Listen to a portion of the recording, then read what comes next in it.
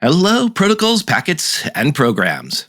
The limerick is an underused format for cybersecurity awareness training. For example, I once worked with some vuln scanning friends who cared about the time that it spends, because so many flaws lack a threatening cause, and the same goes for all your top tens. Which means this week we chat with Tyler VonMoll about figuring out where to fit in Appsec when building a cybersecurity program. In the news segment, smart locks tumble with bad design. FCC adopts a cyber trust mark. Zap adopts a new home. Another bug bounty budget blog post.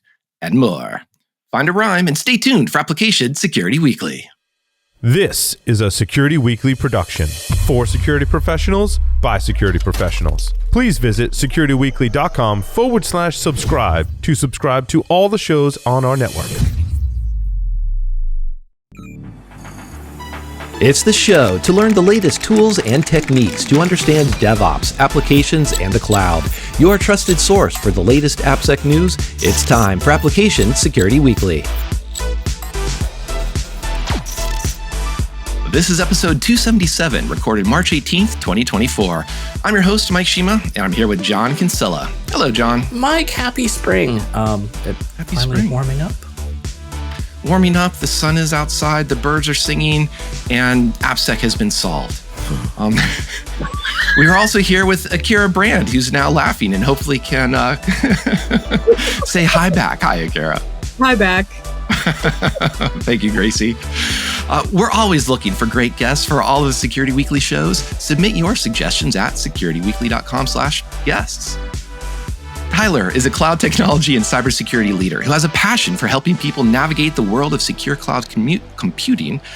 You could do cloud commuting, but I'll mostly stay at home, and secure software delivery chains.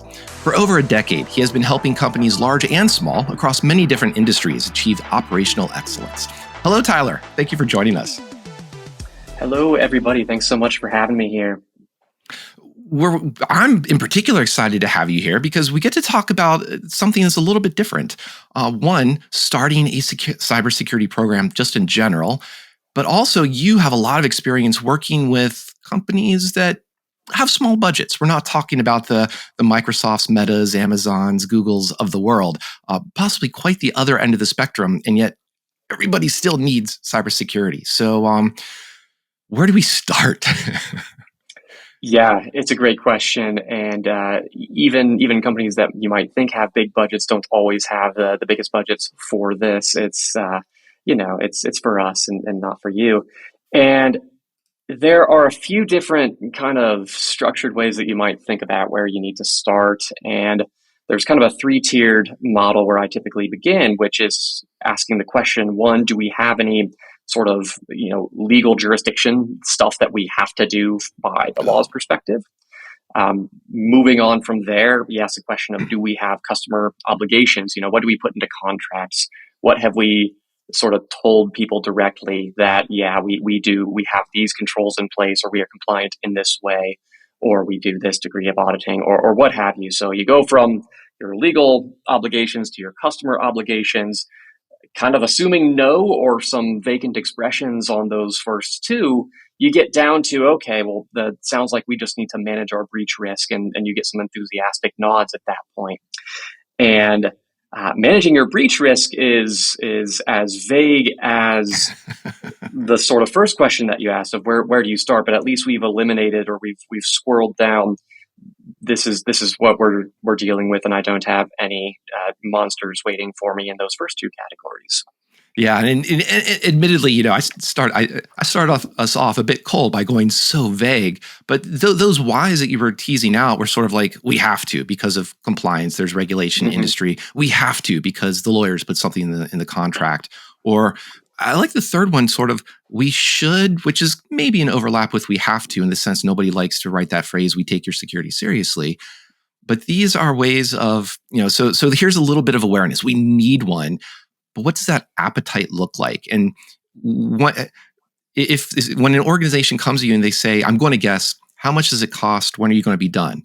And, can we, if it's the middle of March now, can we be finished by the middle of summer? And, a 5-figure budget maybe with just a few tools and call it a day?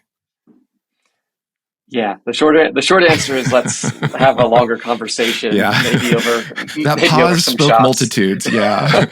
Help us understand. Yeah. What are those expectations? Yeah, the expectations can simply be that. The how long does it take is a really interesting question, and it happens all the time. And I like to address that one before I address Mm. the other bits of the question, because if I can't convey that this is an ongoing process, that yes, there is a bunch of upfront work that needs to happen. Once you have establish your controls, though, and you're to a point where the company or the organization might think that you're kind of done-ish, that's where the hard work of maintenance and ongoing improvement begin. And that's one of my favorite definitions of maturity, honestly, is it's a measure of how much or how ready you are to continuously improve, which kind of includes things like we have ways of measuring where we are, we have ways of talking about where we want to be. But that's step number one, is conveying this idea that yes, there is a bunch of upfront work that they're projects, they have starts and ends to them, but to keep your security program alive, it's an ongoing, living, breathing thing that needs ongoing, living, breathing budget and investment. And part of that, I think you mentioned some frameworks, or you choose some, and I'm sure there's the NIST CSF just got 2.0, for example, so everybody can go and restart all their programs. But Right. I don't want to go into the details, particularly of what the controls are yet, but more about that distinction between compliance and security, because there can be a contrived tension between the two, because when they're mistakenly treated as equivalent. So how do you approach that idea that we're starting a cybersecurity program, but we want to do more than just compliance, for example? Yeah, I love the phrasing of contrived distinction. Yeah, context also matters. So, when a word like compliance simply means that you're sort of doing things that you said you were going to do and can prove it. And so you run into these weird conversations where you might have a security program that's a genuine security program that you have to show your internal compliance towards, just meaning you're doing things the way that you said that you would do them. Compliance, though, in this context is usually referring to some sort of external accreditation or some sort of external certificate that you might get, something that's recognized in the industry, right? And you can be compliant without being secure. And the way that you do that is through clever manipulation of scope. You do that through clever manipulation of what you call tailoring, or tweaking the controls to your specific environment. Auditors are not perfect people, and organizations are not perfect people. Their objective is to gain that accreditation. Therefore, there are lots of tactics that one might use to gain the accreditation without having a true, genuine security program kind of flooring it. So I like to focus then on a security program, and I treat that almost as the organism that is, or the living being that is, and it can convert into a compliance program, meaning once we have a security program, we can apply our ISO 27000 lens to it. We can apply our SOC 2 Type 2 lens to it. But without having the security program, then we don't have anything, and we may as well just be sort of writing marketing material to achieve the straight compliance in the most straightforward point A to point B type of way. I'm not sure if I'm fully satisfying your curiosity in there, but that's it is true that one can be secure without necessarily being compliant, because you haven't applied that lens to it yet. And the opposite is certainly true, where you can be compliant, meaning you have that external accreditation, without having a good security program, meaning without managing your breach risk well. Yeah, part of that, I appreciate the answer, because you navigated just pure cynicism with some good honesty there about how people do approach that. One thing that, not to put you on the spot, but it sounds like it, you haven't mentioned Appsec. Now, HIPAA talks about, it has a lot of controls about protecting user data. PCI, to pull into some compliance, frameworks. PCI talks about protecting all that cardholder data, those cardholder environments. And John actually has talked about this in the past that, especially startups, they probably aren't, investing in AppSec from day one. So you haven't mentioned this yet, and I'm getting kind of worried, sad about, how do you sneak in an AppSec angle here? Or maybe, when is it appropriate to do so? Yeah, and you're right. And so a common security, not necessarily compliance framework that I love is the CIS critical security controls, and AppSec is a full control in there. It's CIS 16, and that's just an example, as you mentioned. It shows up in all these other places, and it really depends on the organization and my entry point into the organization when AppSec becomes part of the conversation. There are times when I join an organization and I kind of report up through the technology half of the org. And it sort of starts in AppSec and it grows into a broader program that includes corporate security, and it includes IAM and IT and various other things. Other times I'll join an organization kind of in that corporate security. Hey, we need enterprise risk management, or take your pick of big scary sounding thing. And I lay out a structure wherein AppSec is one of the key pillars to a security program, alongside cloud infrastructure security and identity and access management and some of these other things that you might be familiar with. So it really depends on what the predisposition is, what the company sort of thinks they need, or thinks they might want in the future. And sometimes it also depends on how big their engineering arm is. It's sort of implied here that we're talking about organizations that do write and own their own custom software. That's sort of the starting point. You wouldn't. I do get some questions about organizations that don't write their own software that say, "What about this application security stuff?" But yeah, it's a piece of the broader governance program, and kind of being over all of it makes it nice and neat and cozy, because all of your risk management that you do, for example, an application, an AppSec, for example, you're using a risk register. Are you using all the same columns as I do in the enterprise level? It makes it very nice and tidy to be able to tie things up into the corporate level or the enterprise level. Well, and part of because you mentioned too, one of the reasons that people might ask that we need a cybersecurity program is we want to manage that breach response and look at the Verizon DBIR, especially for small businesses, meaning, the SMBs out there. The web is a common attack vector, but it's definitely not the only attack vector. So how does that influence, like, a quick start guide? Where do you start with, like, here is this cybersecurity portion of it versus the AppSec, the fun part of it, I say with a smile. Yeah, and the Verizon DBIR is a great resource, and CIS does a little bit of work in what they call their RAM, where they kind of translate the categories of the DBIR over to various things. But even there, the way that I tend to approach that is I pick 3 from the Verizon Database Incident Breach Report, and because that's usually all that there is attention and space for in board conversations and C-level conversations. And I work AppSec into the second one that I choose. So the first one I choose is system intrusion, which covers ransomware and a few other juicy infrastructure type of things. The second category that I tend to choose is web application vulnerabilities or web application attacks.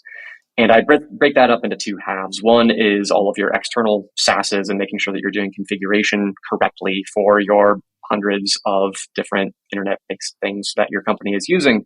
But the other half of that is AppSec. It's web applications risk for internal applications.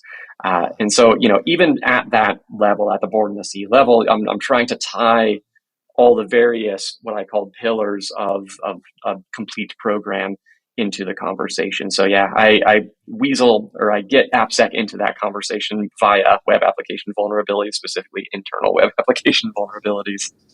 Well, and go ahead, John. Tyler, was there ever a time where you personally did not see AppSec as critical? And if so, did you have like a conversion moment, right, where you saw the light? Yeah, where it may have been not as important as some other bit of the security program. Am I hearing that correctly? Yeah. Yes, exactly. It's a matter of when and how, and do I have kind of buy-in from the rest of the organization for it? There are times, for example, where an org is very keen on getting their cloud security posture management in order. Like we've gotten an audit from our board. It wasn't official, but we still got all these things that we need to act on. And it's things like configure your Google Workspace, not like a dummy. It's things like make sure that you're hitting a certain score on the AWS benchmark. Those are equally important to making sure that we get Appsec into the program, but there's already urgency behind them. So my usual approach is if I can get the credibility from the rest of the organization to launch something that's a little more complicated than changing some settings in Google Workspace by changing some settings in Google Workspace, then I'm going to do that. And an Appsec program is indeed more complicated than we need to get a higher CSPM score, or we need to make sure that we've got our corporate email server correctly configured. Would you say, is the Appsec part, is it more it might be both, but the question is Appsec program more complicated or is it more sophisticated? In other words, do you have to sort of grow up that maturity chain a little bit before you can even sort of grasp what you have to do in that space? Or what's your experience with those smaller folks? Yeah, I think it's both. It's more complicated and more sophisticated. It's more complicated because there are more inputs and outputs. Usually with an Appsec program, I need the engineers to participate in it in one way, shape, or form, which means that I'm not the sole contributor, and no matter how much I want something to go a certain way, I'm not the only input, or a team that reports up to me is not the only input. Let's put it that way. It's sophisticated in that it's unlike putting a control into place and putting automation there to make sure it keeps on going. It needs a little bit more constant feeding, and also the application changes far more rapidly than any of the other IT infrastructure does. So it needs a little bit more focus time. It needs a little bit more, signposts kind of along the way to encourage people to loop in their Appsec engineer, or to post the question wherever they should post their question to according to policy, or to test it in a certain way according to policy. So yeah, sophisticated because it changes a lot more frequently, complicated because there are a lot more people involved and a lot more hearts and minds involved. So this is bad but interesting, could we translate that or sort of deduce from that application security is actually more expensive? Yes and no. It's more expensive if one had a way to measure the thinking time, I suppose. There are a lot of things when you do cost accounting that get sort of hidden. Engineer hours can be one of them, depending on the organization, right? Or just simply the amount of time to review a sneak article about something that you didn't know about. So to time researching something that you aren't implicitly familiar with if you're an engineer. We don't have great ways of capturing a lot of that in cost accounting. But if we did, then I would agree with that. Even just purely from the point of view of you're having to bring in more of the company to deal with it. Yeah, it's...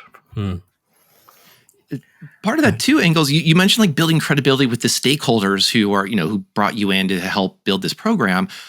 Yeah. Continuing that theme that John brought up, what about that? How are you building that credibility with the developers, with the engineers responsible for the application? Because it does sound, as you mentioned, that they may want to be protective of their time, or at the very least, they're probably going to be a little bit resentful if you're taking up too much of their time.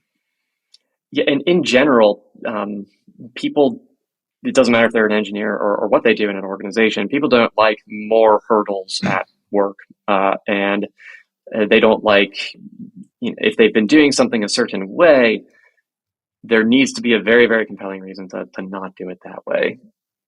That's another reason why this takes time and it can't be rushed, because you are dealing with credibility, you are dealing with sort of the social currency Some of it depends on what I can help with and how I can help add value before I start asking them to do things. It serves two purposes, really. One, I need to gain context in an efficient way about the organization and about their environment and their SDLC.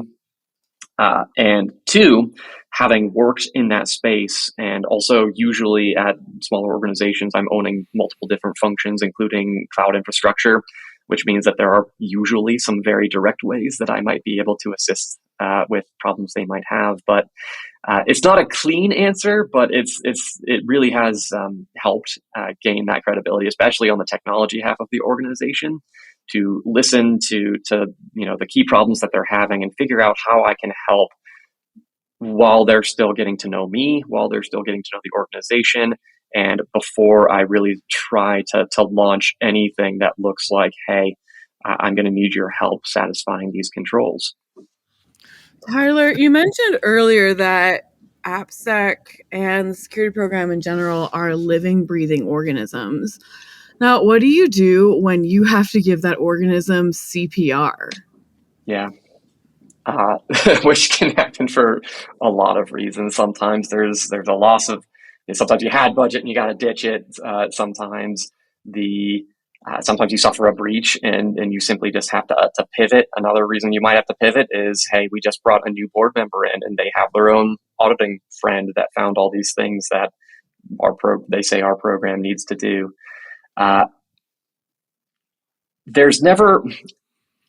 One should never be afraid to go back to the drawing board, I suppose. And you chose the course of action. I chose the course of action for reasons that are traceable or should be traceable. I go back to those SWOT diagrams that I made. I go back to some of those early strategic documents that I may have put together. And I look at what are the arguments that I used to choose the things that I chose, the controls that I chose to pursue in that 3 to 6 month period. And it's okay if those aren't the ones that I need to pursue now, given the changing context or given the need to apply CPR. The most important part about CPR, applying CPR to a security program, is to make it abundantly clear to your stakeholders that that's what's going on. It does not do to try to feign an abundance of assurance or anything like that. Say, hey, this is our context.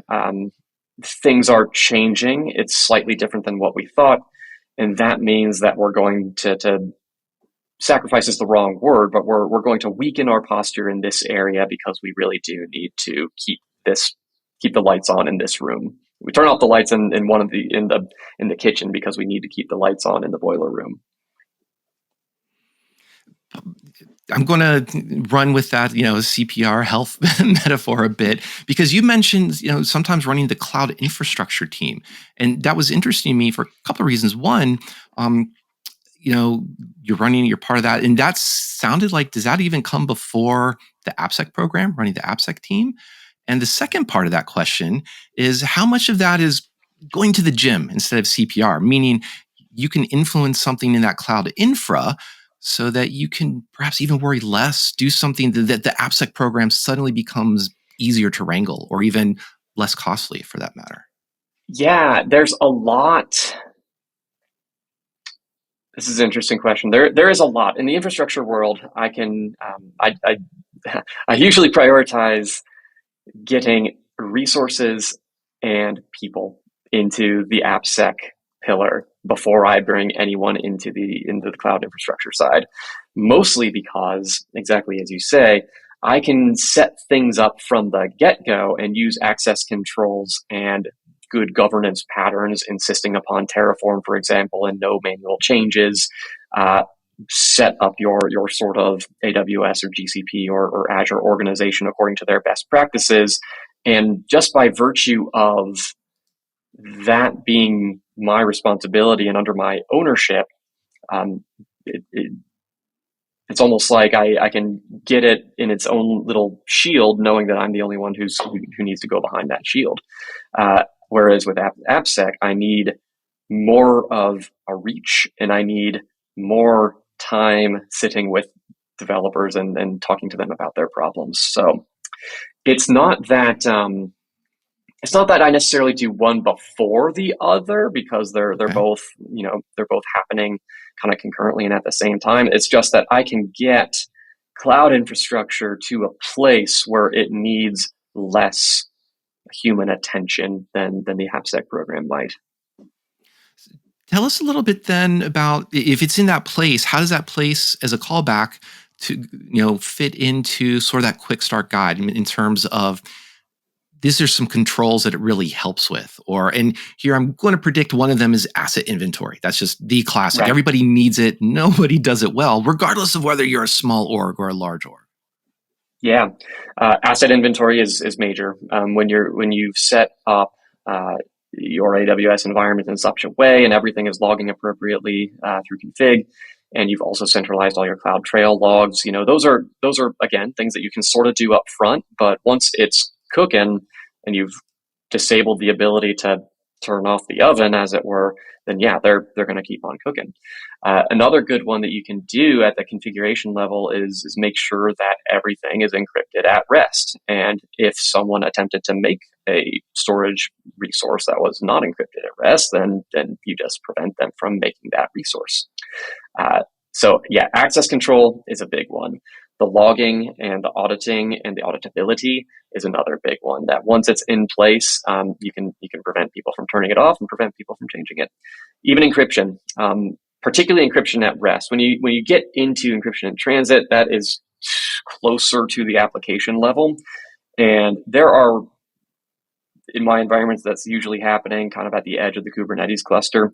That's a little bit less simple for me to control at the AWS layer, but it's still possible. It's still possible to be done. So I'm trying to think if there's anything else worth mentioning in a good seedbed.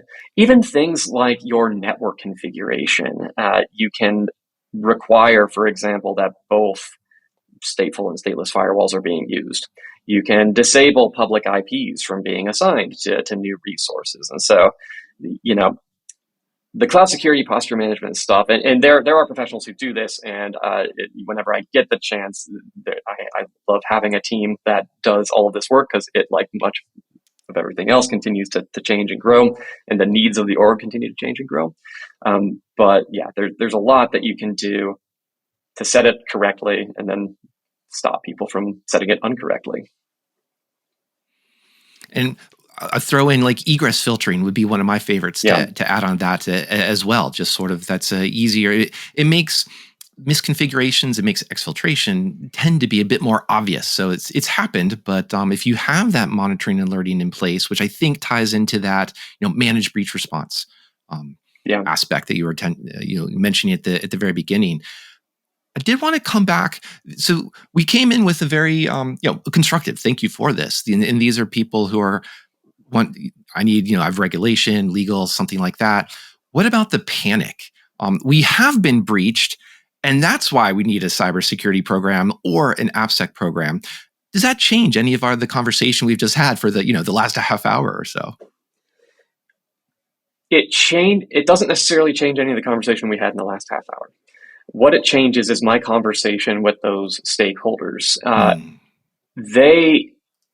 There is usually this attitude that we need to harden up the exact attack path that we just got dinged on, which is not invalid. It's like, there's now a vetted, this actually happened. But the chances of you being breached in the exact same way over and over and over again, after you've by the time I'm coming in at that point, they've already closed that leak, right? Their IR firm has already helped them to establish, all right, this is not going to happen again in a week. And so as interested as they are in fixing that problem, I need to make sure that there's the same amount of urgency to build a comprehensive program. So yeah, in that way, it doesn't change a lot of what we've talked about. What it changes is my entry point, or my, it's a great way to sit and listen to stories and to, dole out doses of necessary empathy and understanding. to my stakeholders. No, I like that. And it sounds like, probably that goes back to some of the basics. Do you have an asset inventory? Do you have strong auth on your endpoints, on your services?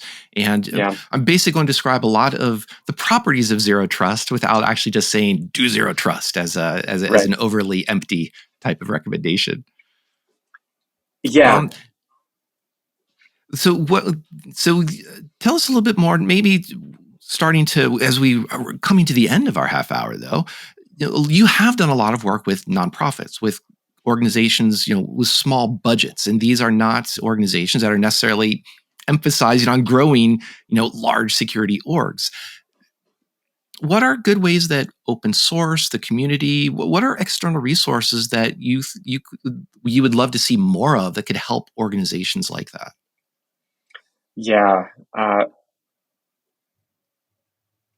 Great question. There's a lot that an organization can do even with no budget, and I tend to focus on those, especially as I'm working with these 3-person to 10-person type of nonprofits. Sometimes they build their own software. Frequently, they don't. And there are some really, really good resources. CIS is always a good place to start.